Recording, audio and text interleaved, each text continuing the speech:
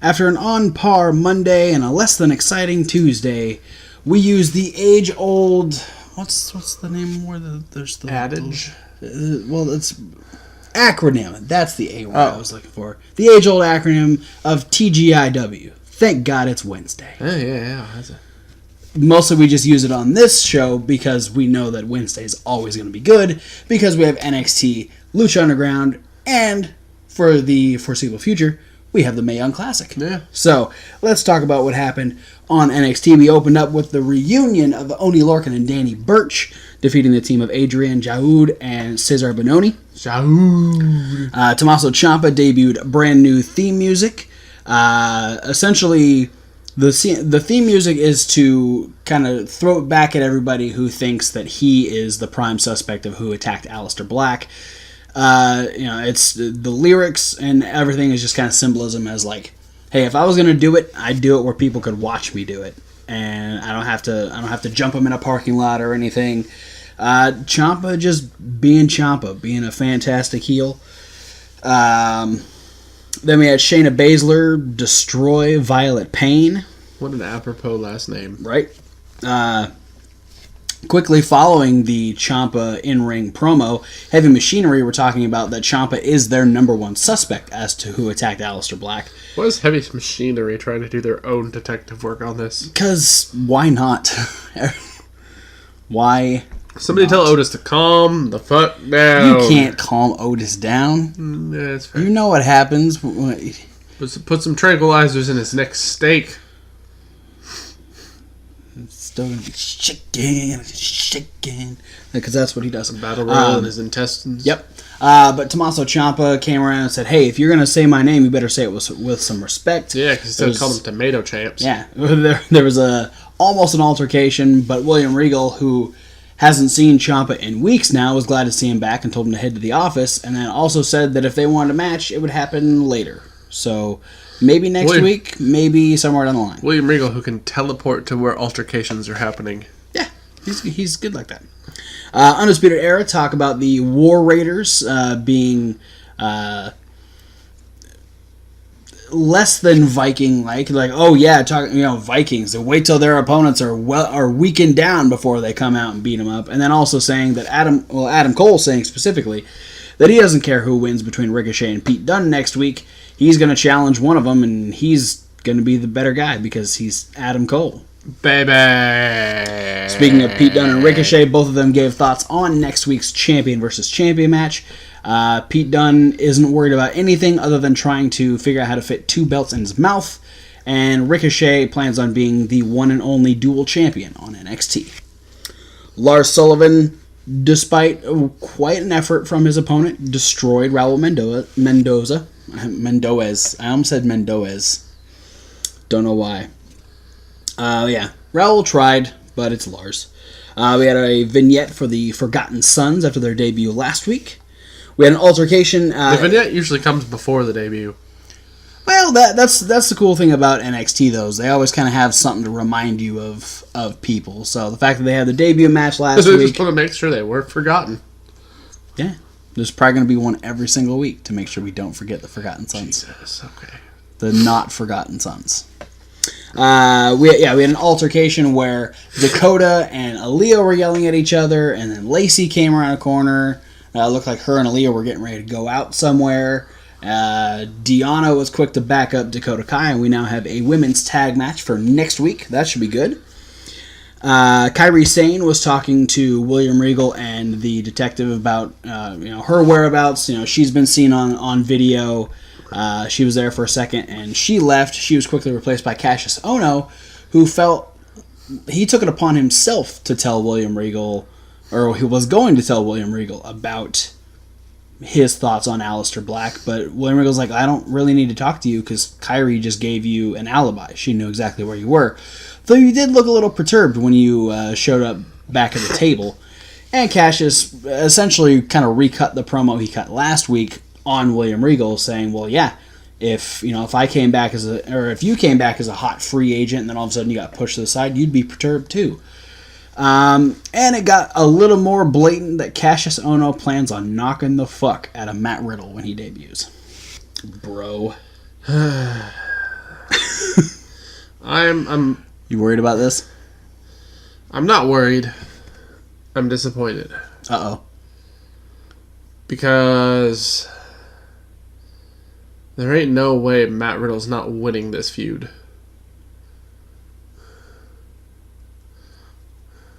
Do you not think it'll give Cassius a little bit of notoriety to actually ride on?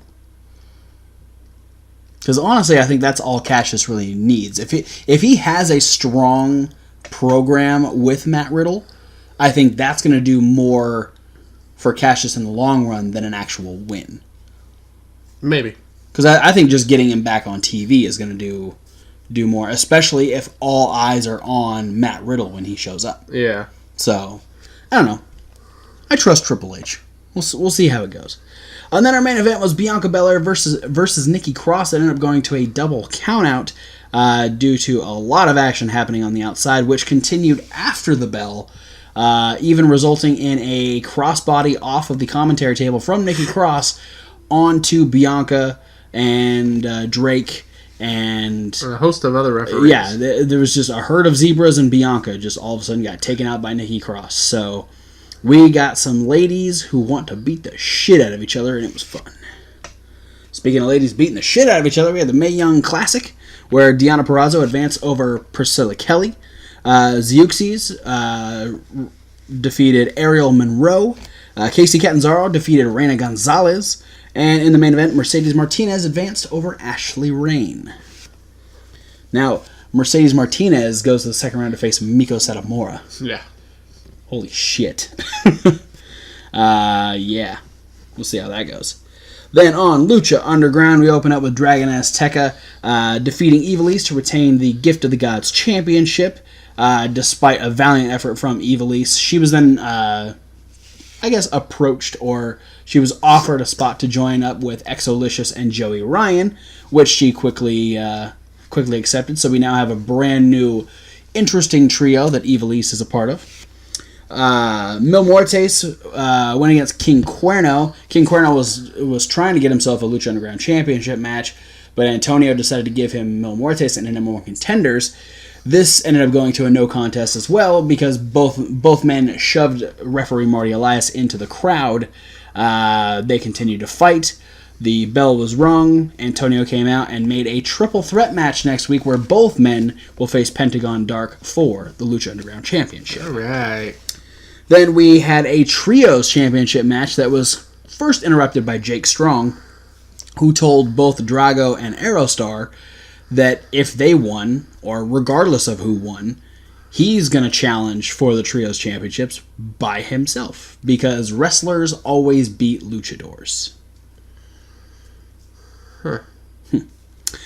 But Drago and Aerostar were not by themselves because they were joined by Zombie Phoenix, who just kind of stoically stood and crouched in the corner until he was tagged in, and then he was Phoenix. Until he wasn't Phoenix, because Phoenix would super kick Aerostar in the face. Or would he? Or would he? I don't think he would. Oh, okay. But this did allow the Reptile Tribe to retain the Trios Championships, and then this is why I don't think it was Phoenix, because then Phoenix pushed Melissa Santos at ringside, who was quickly consoled and saved by Dragon Azteca Jr. So yeah, Phoenix, kind of a dick, mostly because I think the theory that we were talking about last week is pretty much. I think there's a little Katrina kind of seeping through the pores of Phoenix. Yeah. She's controlling. Kafina. I was going to try to go the other way. It didn't work as well.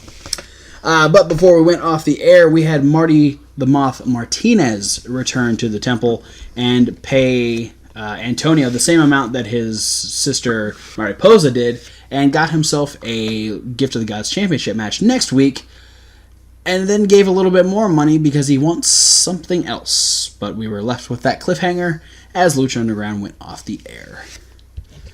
With that being said, Kevin Hawk, what'd you like about the midweek? All of it. Yeah. Just kidding. No, pretty much, actually. But specifically, since this is a show where we have to talk about things, That's what we do. I'm gonna give my like to Mercedes Martinez versus Ashley Rayne. All right. Solid match. Great effort put forth by probably two of the most tenured veterans in the entire tournament. Next to Miko Satomura. They put on a great match. I think crowd was a little burnt out at this point. They did seem a little underwhelmed at some points. Yeah, and that's kind of the risk you run when you do an entire tournament in 2 days. Yeah. Yeah. You know, because they were very, very alive during the opening match of the night. Yeah, I mean, even through Catanzaro versus Rayne Gonzalez, the crowd was still pretty pumped. But yeah, there seemed to be something that like just kind of sapped the energy once Mercedes versus Ashley started. And not to say that I'm disappointed in seeing Mercedes advance. I was kind of hoping to see Ashley Rayne win. I was too, but I think in a lot of cases it seems like last year's people are going to go maybe just a bit further than they did. We might see Mercedes. I don't know if we'll see Mercedes in the finals this year. Maybe we will. But yeah, it seems no spoilers in the comments. Yes, don't do that shit. They've actually done a really good job of protecting this one. We haven't had any spoilers yet, so don't fucking do it. Otherwise, we don't want you here. Yeah, good match. I'm gonna do two likes because I can't decide which one I liked more. Mostly because one was just a reaffirming. Is that a word? Reaffirmation? Reaffirming? Yeah. Reaffirming. That's the word I'm looking for. Reaffirmament. Reaffirmament. Ciampa is a fucking fantastic heel. Yeah. I know that he can cut a promo, but this is the first time in a while where he hasn't had an opposition. Where, whether it was Aleister Black or Johnny Gargano or Candice LeRae or his webcam. Jesus, I can't talk. The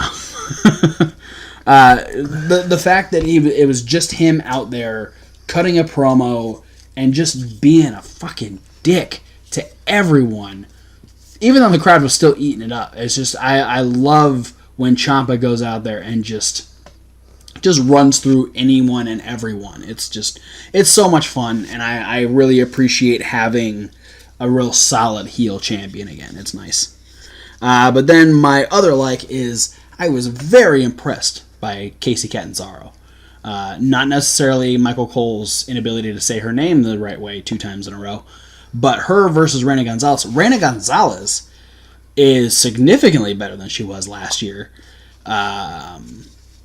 Also, the fact that she was ridiculously so much bigger than Kacy, but watching Rayna be able to toss Kacy around and then Kacy coming back with some really innovative moves and looked really great in the ring.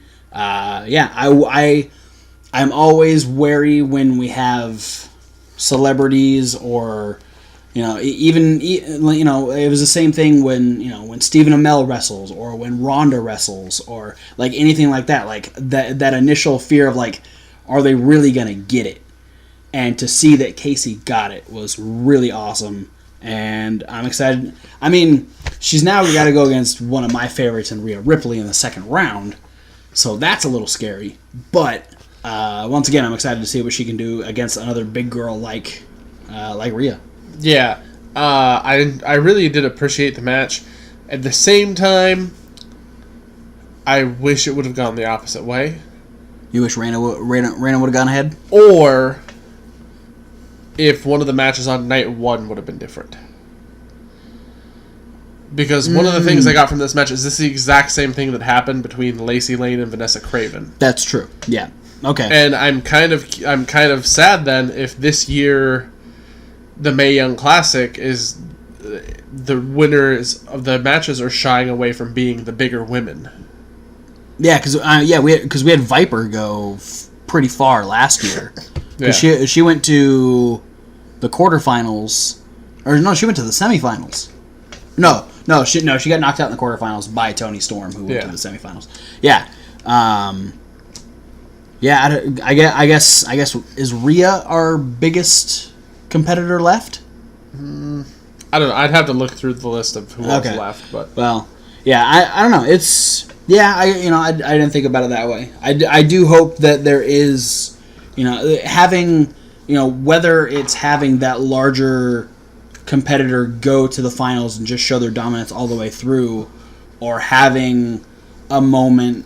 The fact that we've had it twice in the first round of the underdog win, just kind of out of nowhere type of thing. Yeah, and it also didn't help that similar stories is the smaller competitor in both matches were also the lesser experienced. Oh yeah, because Lacey Lane hasn't been around very long. 2 years. That's fair. All right. Well, thanks for bringing my like down. Well, it's like number 2. So, even if it had been spaced out, where the first one happened on or the first episode. If it would have happened on episode 4, where it was the last of the first round matches, would have been a little. It would have been a little bit. At least I wouldn't probably have picked up on it so quick. Back-to-back weeks kind of makes it a little obvious. Yeah, I'll give you that. Let's brighten back up. What did you love? Ivelisse versus Dragon Azteca Jr. That was a fantastic match. Ivelisse continuing to show why she's one of the most popular stars within the temple. And then to have a match like she had, Dragon Azteca is a good base for pretty much anyone. He can go toe-to-toe with someone who's as experienced as Ivelisse, or he can be the guy that gets tossed around, or he can be the guy that runs the match and just runs circles around the other person. It shows even more for Ivelisse, her being able to keep up with someone like him. Again, it's disappointing that she didn't win the title, and the believers were very adamant about that. But I think now it's a good segue to show she's proven what she has, despite her setbacks in recent seasons. Now it's okay, Ivelisse is back. She knows what she's doing, and now we get to see interactions with her and Exalicious and Joey Ryan, which are going to be hysterical, I imagine. I'm excited for that trio. Yeah. I'm going to give my love to...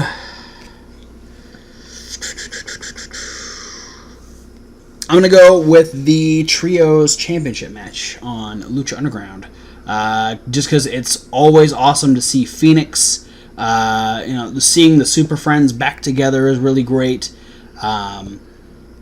Especially when they kick each other in the face. Yeah, having their opposition be Daga and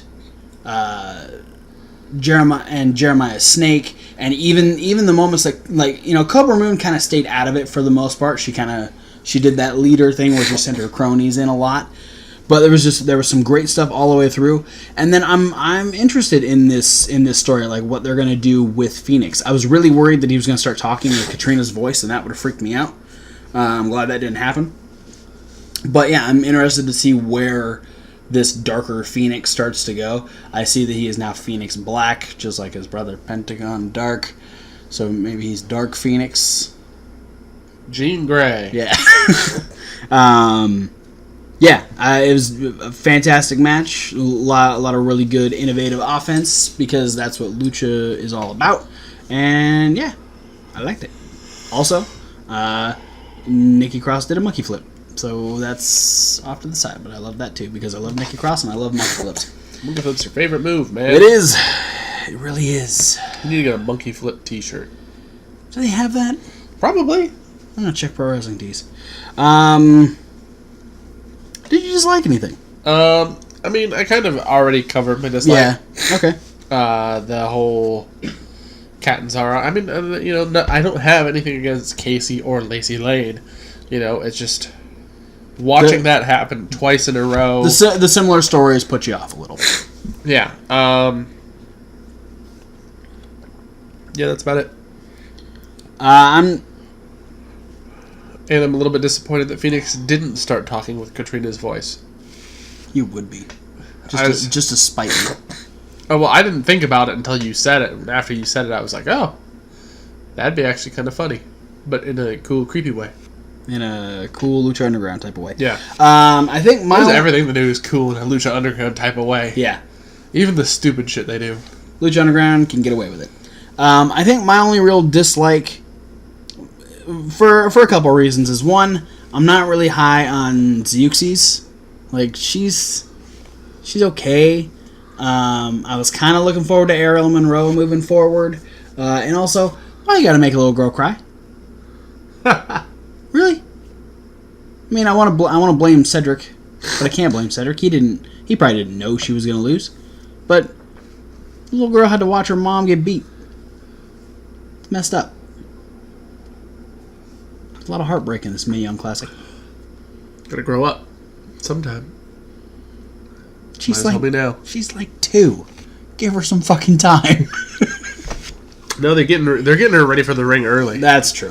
I mean, her parents are Ariel Monroe and Cedric Alexander. There's no way to get around it. Like, they're both very active. Her dad is the cruiserweight champion, so yeah. So hopefully Zeuxis is a little better in the second round. I think she'll. Did it say who her opponent was? I believe she moves on to face either Xia Li or Karen Q. I believe. Let me double check real quick. Yep. She will face either Io Shirai or Xia Brookside. So. Well, I'm not sure how a match between her and Brookside would go, but Io Shirai is another person who's been around the block as much as Zeuxis, if not more. So, yeah, it'll be a good. I think it'll be a good match if it's Io versus her. So. Yeah. I've seen Xia Brookside wrestle. She's great. Saw her go against Nicole Matthews. I don't know. They hyped Zeuxis up a lot, and I wasn't as impressed as everyone tried to make me impressed of her. It's very much in the same way I felt about Nicole Savoy last year. The only difference is Zeuxis isn't hurt. So Nicole Savoy got a pass from me last year just because she got hurt and she couldn't show me what she was capable of because she was hurt. So I'm just hoping for a better second round match, whether it is Xia Brookside or Io Shirai. But that being said, this has been the midweek wrap up. This is episode 216 coming to an end. Not quite, because we got predictions coming up. Oh no! And I don't know if you know this, but I guess you kind of introduced me. You kind of introduced me to all these people that we did. So I met this one during King of Trios weekend. Yeah, which makes sense. I guess he was like a potential stand-in for the Colony if anybody got hurt. But that's a little bit of a spoiler. We have a brand new predictor, master of predictions, showing up for our predictions that'll come out this Saturday, 24 hours before Hell in a Cell. So look forward to that. But for now, guys, thanks for watching. Don't forget to like, comment, and subscribe. Click those links down below. There are a lot of links. Like a podcast link. Don't click that one this week because fucking SoundCloud. Again? Why are you doing this to me? Yeah. So no podcast this week. No, but instead smash that like button again. Yeah, just click the like button like 40 times. Create spam accounts. 41 times because if you Yeah, I know.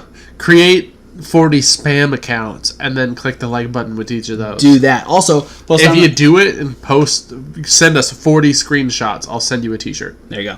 Also, post down in the comments too what you liked, loved, and disliked about whether it's NXT, Lucha Underground, Mae Young Classic. Let us know what you liked, loved, and tell us what you just didn't care for. But there is Reasonable Wrestling Fans. It's reasonable with a W! Like wrestling. Where? There's a list with Kevin Hahn. Question of the week with Thomas Wolf. He's not here right now. There's other videos that we're looking to post very, very soon, but there is always, more often than not, every single month, there is a unboxing video. What? From Pro Wrestling Crate. So where we unbox a box full of stuff that's wrestling related? Yeah. Holy moly. Or we get cool shirts like this Four Horsemen t-shirt. And these micro brawlers. And we could potentially get a Candice LeRae shirt. We don't know. Punk don't give a shit. Sorry, people with headphones. That was probably really loud. He fell right on the microphone.